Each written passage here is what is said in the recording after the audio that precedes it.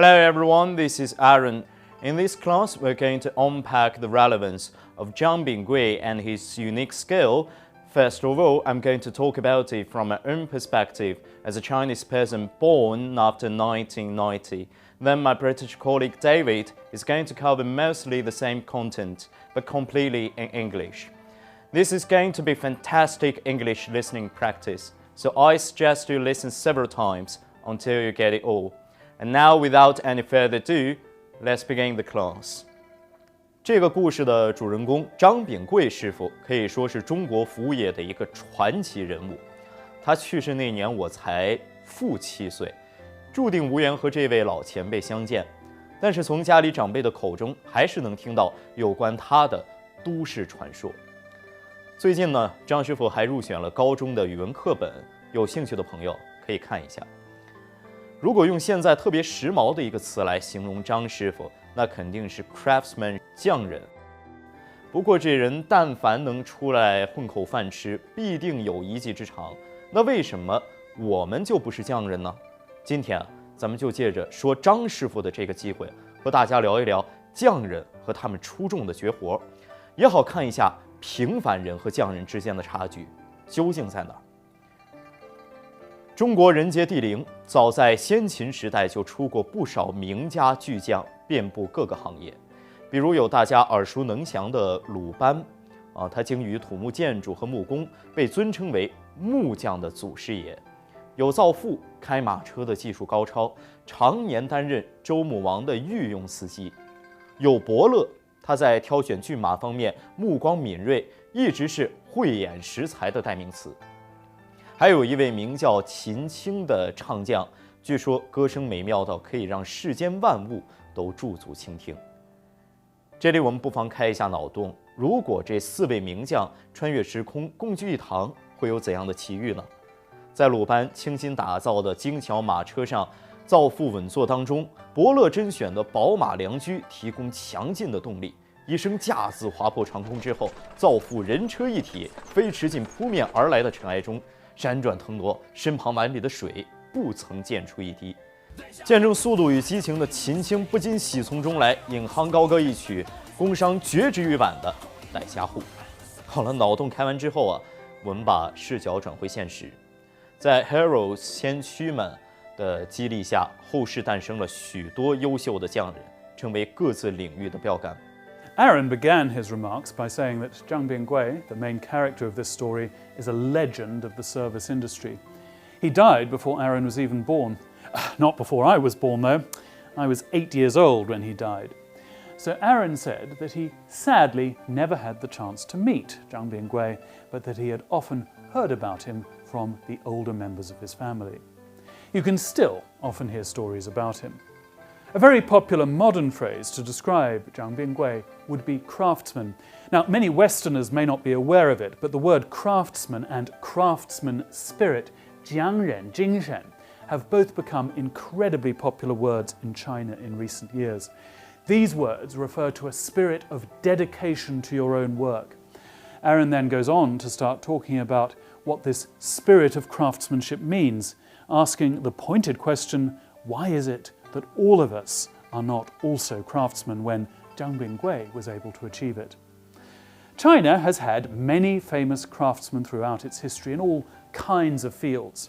Aaron mentions first a name familiar to all Chinese people, Lu Ban. He was both a carpenter and a house builder. He has been given the accolade, the ancestor of all carpenters. Another famous craftsman from history is Zhao Fu, who was famous as the best chariot driver who drove for one of the kings of the Zhou dynasty. Another name mentioned by Aaron is Bo, who was an expert at breeding and choosing horses. He is known as the man with a wise eye able to distinguish talent. Another talented man mentioned by Aaron was Qin Qing, who had mastered the art of singing. He is reputed to have sung so well that even inanimate objects would listen intently to his songs. Aaron then imagines a scene where all of these masters of their craft managed to get together in a room. Of course, they all came from different eras, so this is not actually possible.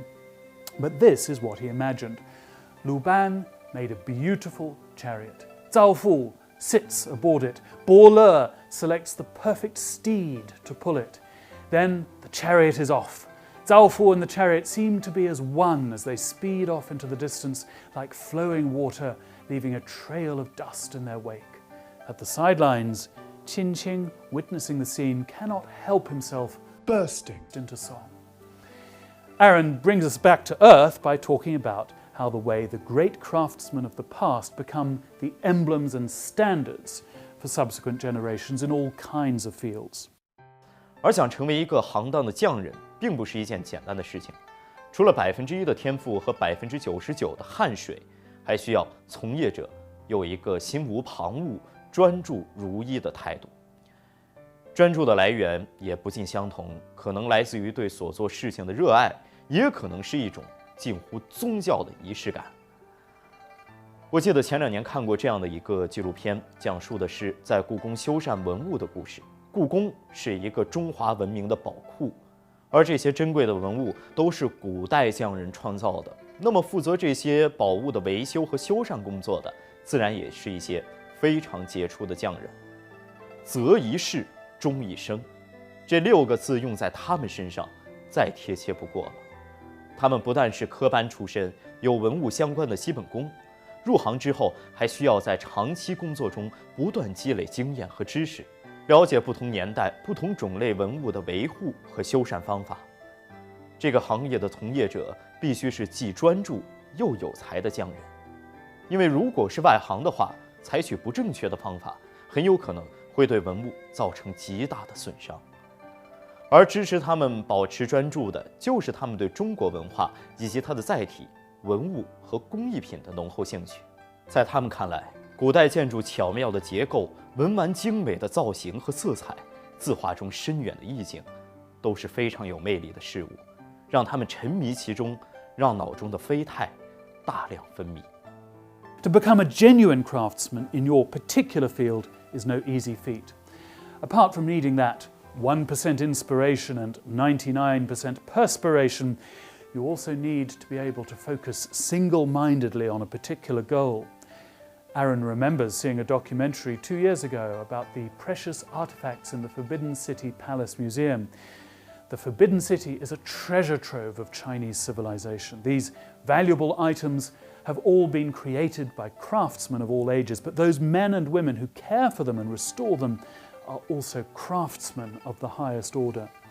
Aaron then mentions the Chinese phrase 择一事，终一生, which means, roughly translated, once you have chosen your path, stick at it for a lifetime.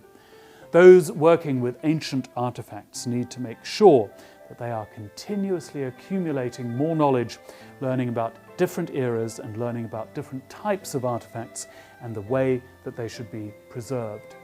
The practitioners in this field need to make sure they are incredibly focused but also talented. Someone unskilled or inexperienced could easily cause huge damage to the artifacts. 另外啊，这个匠心也会体现在一些日常琐事上，比如说煮饭 （steaming rice）。这2年，一位名叫村岛梦的日本老大爷特别擅长煮饭，曾一度走红了中国网络，被大家看作工匠精神的楷模。老爷子也因此被誉为煮饭仙人。他之所以这样醉心于煮饭，和他的人生经历有着很大关系。年幼时历经战乱，食不果腹，一碗白米饭是他童年的奢望。自打那时起，米饭就成了他的一个情怀，煮饭更像是一种很神圣的仪式，给他动力把白米饭煮到极致。当然，有些去活动现场给老爷子捧场的人难免会失望，毕竟村岛师傅擅长的只是煮白饭，至于他煮的白饭和寻常人家煮的有多大差异，这个就见仁见智了。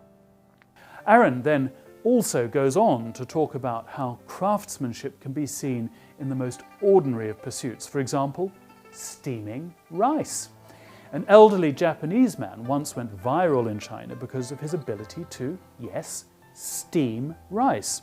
His craftsman spirit was in evidence, so the elderly man became known by the sobriquet steaming rice deity.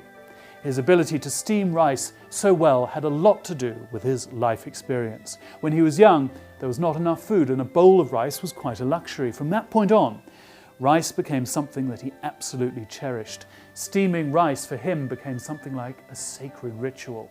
He therefore had the motivation to make rice absolutely perfectly. Many who tried to copy his rice steaming techniques found themselves disappointed. They were simply not able to get the same results as he did. Hardly surprising, given that he had devoted his whole life to it.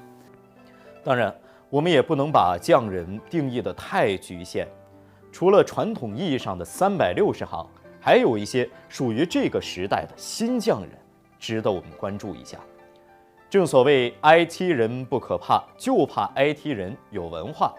随着计算机技术的兴起，这些满脑子里装满创意和想法的技术大佬有了充足的机会施展他们深厚的文化情怀。比如，一帮痴迷北宋文化和中国国画的 IT 人士，就让《清明上河图》从 JPG 变成了 MP4。这幅动态版的《清明上河图》要求制作人是 Jack of all trades， 通才。Jack of all trades 就是通才万金油的意思哈。因为制作者不但要懂动画制作的技术，还要有非常深厚的历史文化功底，同时呢，还要有十足的专注和耐心。这个团队的总监说了这样的一个细节：制作的时候，他们需要先将人物的轮廓整个抠出来，那么截取的时候呢，人物要保证逼真，还需要一个接一个进行一些后期处理。而为了不失真，并且符合北宋时代的特征，团队特意聘请了3位专门研究《清明上河图》的专家共同把关。不难看出工作量极大，而且非常的细致。而支持他们频创佳作的动力，有传承文化的责任感，最主要的还有他们对传统文化创作的热爱。匠人并不是高高在上的，或局限于某一类精尖的领域。如今，互联网的普及大大降低了知识和专业技能的获取难度，所以只要有才华，有一颗专注的心，还有像张秉贵师傅那样对自己喜爱事物一团火般的热情，下一个匠人，下一个李子柒，很可能就是你。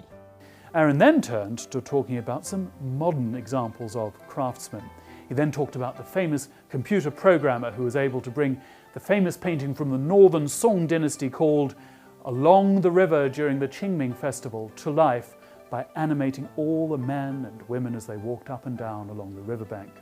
Aaron said that to accomplish this, he needed to be a jack of all trades. He not only needed to be an expert on computer animation, he also needed to have a deep and profound knowledge of history, as well as a huge amount of persistence and patience.